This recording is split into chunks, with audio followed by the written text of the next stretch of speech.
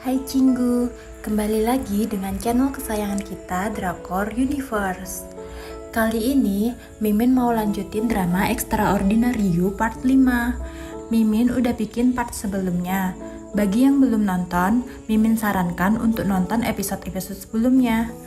Linknya Mimin taruh di deskripsi di bawah ya. Tanpa kepanjangan basa-basi, kita mulai recap drama Extraordinary You part 5.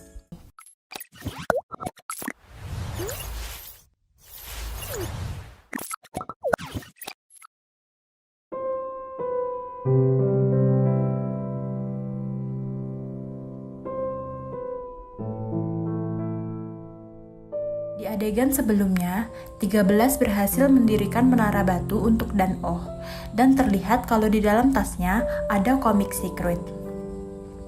Kyung sedang bersama Bitna dan gadis-gadis lainnya. Dan-oh menghampiri mereka dalam keadaan basah. Gadis-gadis itu menuduh Dan-oh mencoba membuat Kyung menyukainya dengan bertingkah menyedihkan. Kyung berkata bahwa Dan-oh seharusnya tinggal di rumah sakit saja. Saat Kyung beranjak pergi, Dan-oh memukul punggungnya, dan Kyung pun berteriak bahwa Dan-oh sudah gila. Lalu Dan-oh melangkah pergi. Nomor 13 menyaksikan percakapan mereka. Saat Dan-oh di kamar hotel bersama Saimi, dia mendapat penglihatan storyboard lagi.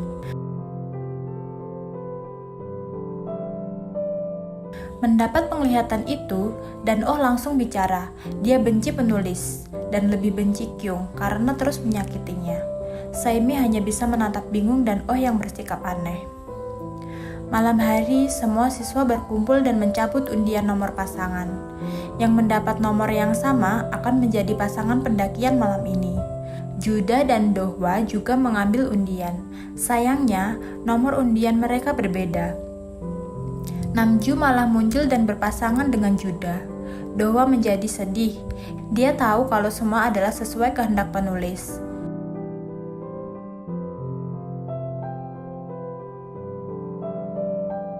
Dan-oh mengajak Kyung untuk ikut dengannya. Dia yakin Kyung mendapatkan nomor 10. Dia ingin mengakhiri scene ini dengan cepat. Jadi langsung berangkat saja ke dalam hutan. Saat stage dimulai, Dan-oh tiba-tiba merasakan sakit di dadanya, dan dia meminta Kyung untuk berjalan lebih lambat. Inilah alasanku tidak menyukaimu, ujar Kyung dengan kejamnya, dan terus lanjut jalan, meninggalkan Dan-oh yang menangis. Lalu, adegan stage berakhir. Dan-oh berhenti menangis dan berdiri. Nyeri dadanya sudah hilang. Dia menemukan tempat di mana dia melihat dirinya berteriak untuk tahap berikutnya, dan melepaskan jeritan keras membuat Juda refleks memeluk Namju. Dan-oh tersesat di hutan dengan ketakutan. Saat itu, seseorang muncul mengarahkan senter pada Dan-oh. Ternyata yang datang adalah 13. Dan-oh langsung berlari dan memeluk 13 dengan erat. Akhirnya 13 menuntun jalan dan Dan-oh mengikutinya. Dan-oh baru tersadar sesuatu berdasarkan storyboard yang dilihatnya. Harusnya yang menemukannya adalah Kyung, bukan 13. Itu berarti cerita telah berubah. Kyung benar-benar mencari Dan-oh, tapi dia tidak menemukan Dan-oh. 13 membawa Dan-oh ke tempat yang ada tanda dilarang masuk. Di dalam sana terdapat danau dan pohon bunga berbentuk bunga trompet berwarna merah. Kaki Dan-oh tergelincir. 13 mencoba membantu, tetapi dia juga terpeleset dan jatuh. Jadi mereka menyerah dan berbaring di sana sambil tertawa. Kamu tahu, aku agak sedih karena harus mengikuti jalan yang telah ditentukan untukku. Berkat kamu, kurasa hariku bisa berubah. Bolehkah aku memanggilmu Haru? Tanya Dan-oh. Sebelum 13 menjawab, Dan-oh sudah melompat ke pagi hari. Dia langsung melihat sekeliling mencari Haru. Kyung muncul dan menggerutu karena dia kemarin mencari Dan-oh. Sambil beranjak pergi, Dan-oh malah membalas kalau itu sudah terlambat. Saat itu Kyung merasakan aneh dengan dirinya. Dan-oh berhasil menemukan Haru. Dan-oh mengira kalau Haru tidak mengingatnya. Jadi dia memperkenalkan dirinya kembali. Kemudian, mereka mulai berkeliling bersama. Dan-oh merasa sedih karena hanya dia yang tahu nama Haru. Saat itu, Topi Haru tertiup angin dan terjatuh ke tanah. Di dekat topi yang terjatuh, Haru menemukan sebuah kotak yang terkubur di dalam tanah. Mereka bersama-sama membuka kotak itu.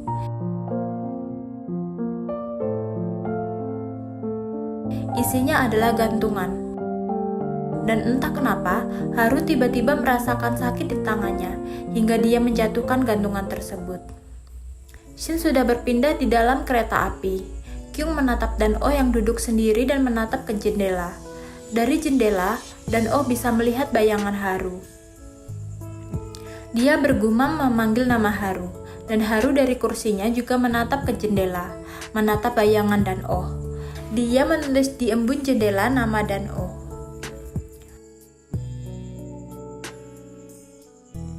Di sekolah, Dan-oh mengunjungi Jin Mi-shi. Dan-oh menyebutkan bahwa dia memberi nomor 13 nama, yaitu Haru, dan bersama Haru mengubah storyboard. Jin Mi-shi hampir marah, dan dia memberitahu Dan-oh. Ketika Ekstra mendapatkan nama dan mulai bertindak sendiri, semuanya akan kacau. Dan-oh sangat kesal dengan sikap Jin Mi-shi. Dia kan hanya berusaha untuk mengubah hidupnya. Ketika Dan-oh pulang dari sekolah, ayahnya memperlihatkan bunga yang bermekaran yang Dan-oh tanam bersama ibunya dulu. Dan-oh jadi teringat kenangan masa kecil bersama ibunya. Dia bergumam, mungkin dia adalah karakter yang diciptakan penulis, tapi perasaannya nyata. Sementara itu, di dalam sekolah yang telah gelap, Haru melukis wajah Dan-oh. Dia kemudian seperti teringat sesuatu dan membuka buku komik secret. Haru teringat kalau gantungan kunci itu hampir mirip dengan gantungan yang dia temukan bersama Dan-oh. Besok harinya, Haru membawa pendingin ke ruangan olahraga dan mulai mendekati Kyung. Salah satu bola liar mengarah ke Kyung, dan Haru secara refleks mengulurkan tangan untuk menghentikannya.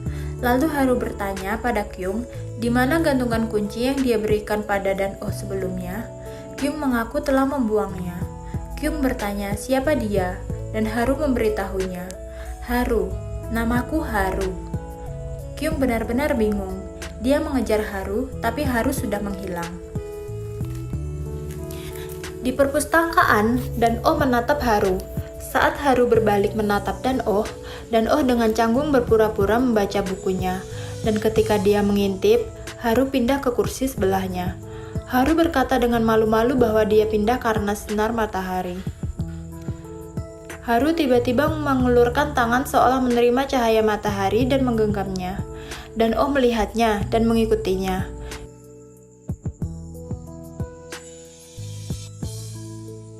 Kyung melihat apa yang mereka lakukan dari jauh. Dia tampak kesal melihat Dan-oh yang bisa tersenyum ceria di samping Haru. Kyung berjalan menghampiri Dan-oh dan Haru. Kyung berujar kalau mereka terus membuatnya kesal. Dan-oh bingung kenapa Kyung tiba-tiba bereaksi seperti itu.